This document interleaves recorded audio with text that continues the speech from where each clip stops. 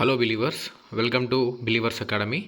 TET to డిఎస్సికి సంబంధించి paper 1, paper 2లో భాగంగా తెలంగాణ అటు ఆంధ్రప్రదేశ్కి ఉపయోగపడే విధంగా సోషల్ కంటెంట్ని కవర్ చేస్తున్నాం. సో ఈరోజు క్లాస్లో ద మోస్ట్ ఇంపార్టెంట్ కొన్ని సోషల్ కంటెంట్ బిట్ని కవర్ చేయబోతున్నాం. ఇదివరకు ప్రీవియస్ క్లాసెస్లో చాలా సోషల్ కంటెంట్ సంబంధించి ఇంపార్టెంట్ బిట్స్ కవర్ చేశాం. చూడని వారు ఎవరైనా ఉంటే ఆ క్లాసెస్ చూడండి, డిస్క్రిప్షన్లో లింక్స్ ఉన్నాయి. ఖచ్చితంగా మార్క్స్ స్కోర్ అయ్యే కంటెంట్ అవి. సో ఈరోజు క్లాస్లో దాదాపు ఒక 50 వరకు కొన్ని ఇంపార్టెంట్ సోషల్ కంటెంట్ బిట్స్ చూద్దాం. సో ఇక్కడ చూడండి 31. సెల్యూకస్ నికేటర్ తన రాయబారిగా చంద్రగుప్తుని దగ్గర ఎవరిని నియమించాడు? చాణక్యుడు, కౌటిల్యుడు, మెగస్తనీస్, ప్లీనీ. సో మరి ఎవరిని నియమిస్తాడు సెల్యూలస్ నికేటర్? సెల్యూలస్ నికేటర్ అంటే మనకు తెలుసు, ఈయన గ్రీక్కు సంబంధించి రాజు. ఆయన రాయబారిగా చంద్రగుప్తుని దగ్గర ఒకరిని పెట్టుకుంటారు. అతను ఎవరు అంటే ఇండికా గ్రంథం రచించిన మెగస్తనీస్, ఈయనని పెట్టుకుంటాడు. నెక్స్ట్ 32. ప్రసిద్ధ ఆయుర్వేద గ్రంథం ఏది? ఇందులో సౌందర్యానందం, ఆరోగ్యమంజరి, చరక సంహిత, రసరత్నాకరం. సో ఇందులో ప్రసిద్ధ ఆయుర్వేద గ్రంథం వచ్చేసి మనం చూసుకుంటే 32 చరక సంహిత అనేది మనకు ప్రసిద్ధ ఆయుర్వేద గ్రంథం అవుతుంది. చరక సంహిత అని చరకుడు రచిస్తాడు కదా, సో ఇది చూసుకోవచ్చు. నెక్స్ట్ 33. సుదర్శన తటాకంని తవ్వించింది ఎవరు? అశోకుడు, కుమారగుప్తుడు, చంద్రగుప్త మౌర్యుడు, చాణక్యుడు. సో చంద్రగుప్త మౌర్యుడు సుదర్శన తటాకాన్ని తవ్విస్తాడు. నెక్స్ట్ 34. చంద్రగుప్తుడు పోట నిర్యాణం చెందిన ప్రాంతం. సో పోట నిర్యాణం అంటే ఈయన తన రాజ్యాన్ని విడిచేసి అంటే తుది దశకు, అంతస్థం, జీవితం యొక్క తన అంత్య దశకు చేరుకుంటాడు. సో ఇక్కడ అంటే శ్రావణ బెలగొలలో మనకు చూసుకోవచ్చు. శ్రావణ బెలగొలలో ఈయన పోట నిర్యాణం చెందుతాడు. నెక్స్ట్ 35. కళింగ యుద్ధం జరిగిన ప్రాంతం? భువనేశ్వర్, కటక్, కోనార్క్, ధౌలి. సో కళింగ యుద్ధం ఎక్కడ జరుగుతుందంటే ధౌలి ప్రాంతంలో జరుగుతుంది. 36. అశోకుని బౌద్ధ గురువు ఎవరు? గౌతమ బుద్ధుడా, ఉపగుప్తుడా, పార్శ్వనాథుడా, మొగలిపుత్త, తిస్యానా. సో గౌతమ బుద్ధుడైతే కాదు, ఉపగుప్తుడు కాదు, పార్శ్వనాథుడు కూడా కాదు, మొగలిపుత్త, తిస్యా. ఈయన అశోకుని బౌద్ధ గురువు అవుతాడు. సో బౌద్ధమత సంబంధించి త్రిపిటకాలు రచిస్తాడు ఈయన ఒకటి, మొగలిపుత్త, తిస్యా. ఈ ప్రీవియస్ క్లాస్లోనే చూసాం. నెక్స్ట్ 37. దేవానాం ప్రియ అనే బిరుదు కలిగిన వ్యక్తి ఎవరు? సో చాలాసార్లు విన్నాం, ప్రీవియస్ క్లాస్లో కూడా విన్నాం. దేవానాం ప్రియ అనే బిరుదు ఎవరు కలిగి ఉంటారో ఒకసారి దీన్ని కామెంట్ చేయండి ఆన్సర్. ఈజీ క్వశ్చన్, ఇంతకుముందే దీని గురించి డిస్కస్ చేయడం జరిగింది ప్రీవియస్ క్లాస్లో. నెక్స్ట్ 38. ధర్మ ప్రచారానికై అశోకుడు నియమించిన ఉద్యోగులు ఎవరు? చాడ్వికులు, ప్రౌఢవాహనులు, ధర్మ మహామాత్యులు, న్యాయధర్మికులు. సో ఎవరు? ధర్మ మహామాత్యుల్ని నియమిస్తాడు అశోకుడు ధర్మ ప్రచారానికి. 39. కాశ్మీర్లోని శ్రీనగర్ని నిర్మించింది ఎవరు? సో ఎవరు నిర్మిస్తారు శ్రీనగర్ని? అశోకుడే నిర్మిస్తాడు. వెరీ ఇంపార్టెంట్, శ్రీనగర్ నిర్మించింది అశోకుడే. నెక్స్ట్ భారత ప్రభుత్వ రాజ చిహ్నాన్ని ఏ స్తూపం నుంచి గ్రహించారు? ఎందులో నుంచి మరి? ఇందులో సారనాథ్ స్తూపం నుంచి గ్రహిస్తారు. 41. కళింగ యుద్ధం ఎప్పుడు జరిగింది? సో మనకు దాదాపు తెలిసిందే, ఇది ఎప్పుడు విన్నాం, క్రీస్తుపూర్వం 261లో జరిగింది. ప్రీవియస్ క్లాస్లో కూడా విన్నాం. ఇక్కడ మహామేఘన వంశానికి చెందిన రాజుతోటి అశోకుడు యుద్ధం చేస్తాడనమాట 261లో. 42. అర్థశాస్త్రంని రచించింది ఎవరు? మోస్ట్ ఇంపార్టెంట్, మనకు తెలిసిందే ఇది. ఒకసారి దీని ఆన్సర్ కూడా కామెంట్ చేయండి. సో మీరు ఎఫెక్టివ్గా ఉండడానికి, మన క్లాసెస్ మీరు వింటున్నారో లేదా ఎఫెక్టివ్గా వినడానికి, కనెక్షన్ అనేది ఉండడానికి కామెంట్ చేయండి అని అయితే కోరుకోవడం జరుగుతుంది. సో యాక్టివ్ పార్టిసిపెంట్ కొరకు అడగడం జరుగుతుంది. సో అందుకని కామెంట్ చేయండి. 43. చంద్రగుప్తుడు తవ్వించిన సుదర్శన తటాకం ఏ రాష్ట్రంలో ఉంది? ఇంతకుముందే చూసాం సుదర్శన తటాకం అని. సో ఇది ఏ రాష్ట్రంలో ఉంది అంటే గుజరాత్లో ఉంటుంది. నెక్స్ట్ మౌర్య సామ్రాజ్య నిర్మాత ఎవరు? గౌతమ బుద్ధుడు, అశోకుడు, చంద్రగుప్తుడు, అజాతశత్రువు.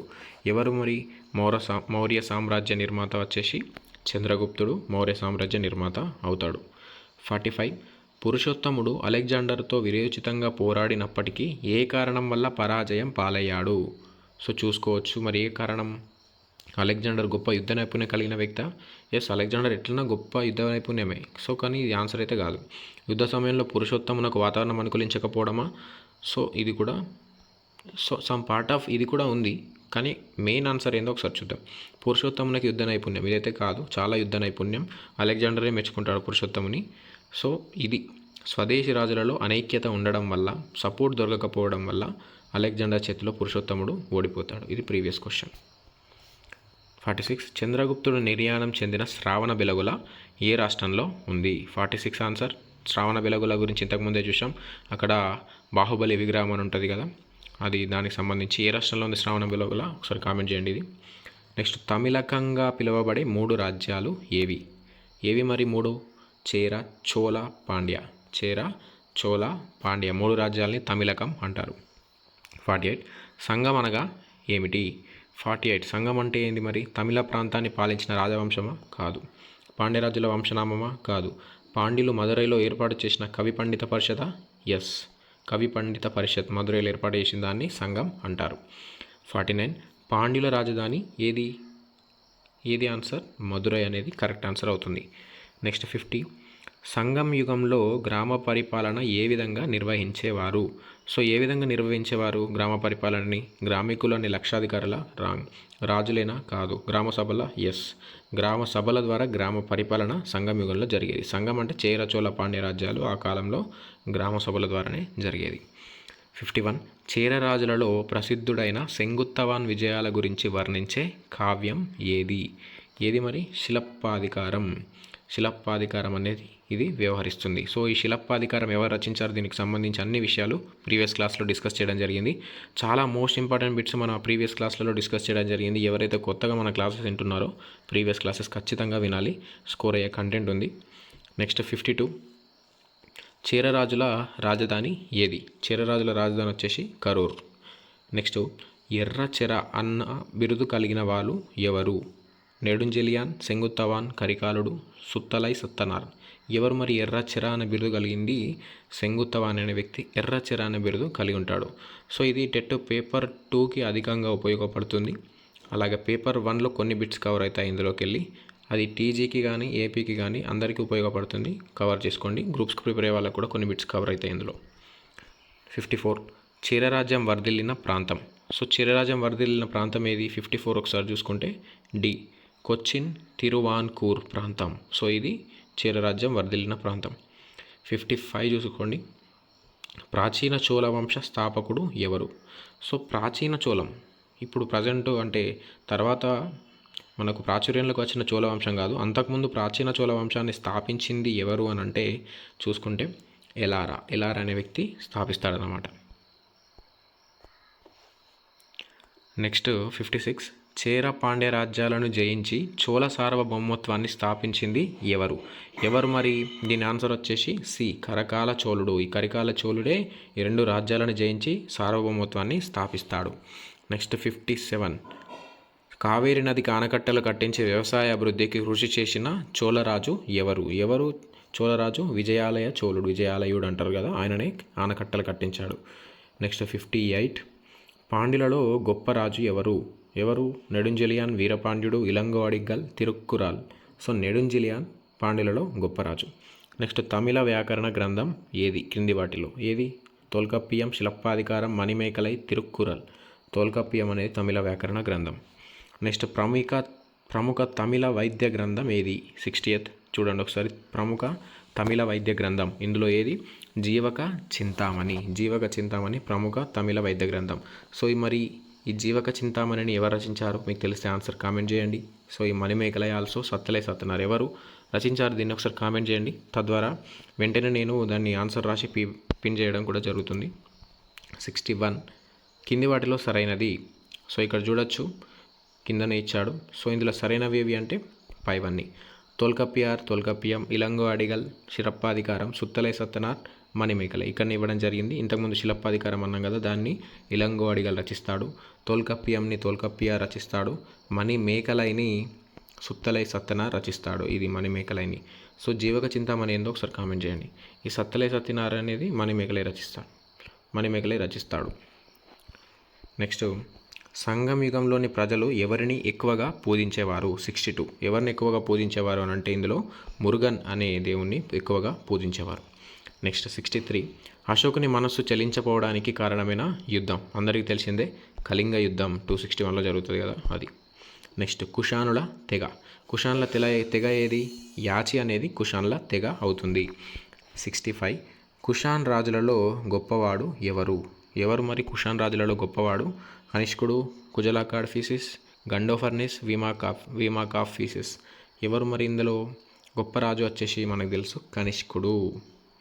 నెక్స్ట్ 66 కనిష్కుని రాజధాని ఏది? ఏది కనిష్కుని రాజధాని? కాబూల్, కాందహార్, కనిష్కపురం, పెషావర్. ఏది? పెషావర్ అనేది కనిష్కుని రాజధాని అవుతుంది. నెక్స్ట్ 67 కనిష్కుని బిరుదు ఏమిటి? కనిష్కుని బిరుదు ఏమిటి? ఇందులో క్రింది వాటిలో చూడండి. దైవపుత్ర అనేది కనిష్కుని బిరుదు అవుతుంది. నెక్స్ట్ కుషానులో భారతదేశం నుంచి రత్నాలు వజ్రాలు ఎక్కడికి ఎగుమతి చేసేవారు? ఎక్కడికి ఎగుమతి చేసేవారు అధికంగా? ఇందులో చూసుకుంటే మనం రోమ్ ప్రాంతానికి ఎక్కువగా ఎగుమతి చేసేవారు. అంటే ఎక్కడి నుంచి? పెషావర్ నుంచి రోమ్కి ఎక్కువగా ఎగుమతి చేసేవారు. 69 కనిష్కుడు పరమత సహనం కలవాడిగా మారటానికి కారణమైన బౌద్ధ పండితుడు ఎవరు మరి బౌద్ధ పండితుడు? బౌద్ధఘోషుడా, అశ్వఘోషుడా, ఉపగుప్తుడా? ఆన్సర్ వచ్చేసి ఉపగుప్తుడు కారణమవుతాడు కనిష్కుడు పరమత సహనం కలిగి ఉండడానికి. చాలా బౌద్ధ సంగీతులు కూడా చేస్తాడు ఆయన కనిష్కుడు. నెక్స్ట్ 70th బిట్ తిరుత్తక దేవర్ రచించిన గ్రంథం ఏది? తిరుత్తక దేవర్ రచించిన గ్రంథం ఇందులో చూడండి. సౌందర్యానందం, మణిమేకలై, జీవక చింతామణి, శిలప్పాధికారం. సో ఇంతకుముందే అడిగాను. జీవక చింతామణి రచించింది తిరుత్తక దేవర్. సో ఈయన జీవక చింతామణి రచిస్తాడు. నెక్స్ట్ 71 చూడండి. అశ్వఘోషుడు రాసిన గ్రంథం ఏది? ఇందులో బుద్ధ చరితం, రసమంజరి, సుహృల్లేఖ, పైవన్నీ. సో బుద్ధ చరితం అనేది అశ్వఘోషుడు రచిస్తాడు. నెక్స్ట్ 72 శకయుగ కర్త. సో మనకు తెలిసేది శకయుగ కర్త. దీని ఆన్సర్ ఏంటో ఒకసారి కామెంట్ చేయండి. శకయుగ కర్త, శకాబ్ద అని కూడా అంటారు. 78లో స్టార్ట్ చేస్తారు కదా కామన్ ఎరా, 78 CE. సో ఎవరో ఇందులో కామెంట్ చేయండి. నెక్స్ట్ 73 కనిష్కుని ఆస్థానంలో వైద్యుడు ఎవరు? 73 కనిష్కుని ఆస్థానంలో వైద్యుడు ఎవరు? ఇందులో వసుమిత్రుడు, పార్శ్వుడు, ధన్వంతరి, చరకుడు. ఎవరు మరి దీని ఆన్సర్? కనిష్కుడి ఆస్థానంలో వైద్యుడు వచ్చేసి చరకుడు. చరక సంహిత రచిస్తాడు కదా ఆయననే. నెక్స్ట్ 74 చూసుకుంటే ఇందులో సౌందర్యానందం గ్రంథకర్త ఎవరు? పార్శ్వనాథుడు, వసుమిత్రుడు, అశ్వఘోషుడు, నాగార్జునుడు. సో సౌందర్యానందం గ్రంథకర్త వచ్చేసి నాగార్జునుడు రచిస్తాడు సౌందర్యానందంని. నెక్స్ట్ 75 కనిష్కుని ఆస్థానంలో ఉండని పండితుడు ఎవరుండరు మరి ఇందులో? నాగార్జునుడా, వసుమిత్రుడా, పార్శ్వుడా, శర్వవర్మన? సో ఎవరుండారు ఇందులో అంటే శర్వవర్మ అనే వ్యక్తి ఉండడు. మిగతా ముగ్గురు ఉంటారు కనిష్కుని ఆస్థానంలో. నెక్స్ట్ 76 కుషానుల కాలంలో అభివృద్ధి చెందిన కళ ఏది? గాంధార, అమరావతి, అజంతా, రోమన్. ఏది మరి చాలా అభివృద్ధి చెందింది? గాంధార శిల్పకళని చాలా అభివృద్ధి చెందిస్తారు కుషానుల కాలంలో. నెక్స్ట్ లాస్ట్ క్వశ్చన్ చూడండి ఒకసారి. 4వ బౌద్ధ మత మహాసభను నిర్వహించింది ఎవరు? 77 ఇందులో 4వ బౌద్ధ మతాన్ని మహాసభ నిర్వహించింది. ఇందులో చూసుకోవచ్చు అజాతశత్రువు అవుతాడు. ఇక్కడ ఉంది కదా D is correct. Ajatashatru is correct. ఇది 4వ బౌద్ధ మత మహాసభ నిర్వహించింది.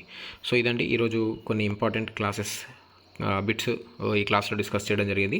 సో రెగ్యులర్గా క్లాసెస్ వినండి. ఈ విధంగానే డిఎస్సి టెట్ వరకు కూడా ఎగ్జామ్ వరకు కూడా రెగ్యులర్గా క్లాసెస్ ఉంటాయి సోషల్ కంటెంట్ సంబంధించి. డెఫినెట్గా మీకు 5 నుంచి 10 మార్కులు ఖచ్చితంగా సాధించే విధంగానే టార్గెట్గా క్లాసెస్ చేయడం జరుగుతుంది. రెగ్యులర్గా ఫాలో అవ్వండి. టెలిగ్రామ్ గ్రూప్లో జాయిన్ అవ్వండి. ఇక్కడ పీడిఎఫ్స్ అలాగే క్విజ్ కూడా నిర్వహించడం జరుగుతుంది టెలిగ్రామ్లో. ఎప్పుడు మీకు ఇలానే ఈజీగా మీరు చదువుకున్న విధంగానే మీకు టైం వేస్ట్ కాకుండా రెగ్యులర్ కంటెంట్ని ఉచితంగా ఫ్రీ పీడిఎఫ్ రూపంలో ఇలా క్లాసెస్ రూపంలో అందించడం జరుగుతుంది. కాబట్టి ఛానల్ని సపోర్ట్ చేసి సబ్స్క్రైబ్ చేయండి, ఇతరులకైతే షేర్ చేయండి. Thank you. Yours believers academy, Kranti Uppu. జై హింద్.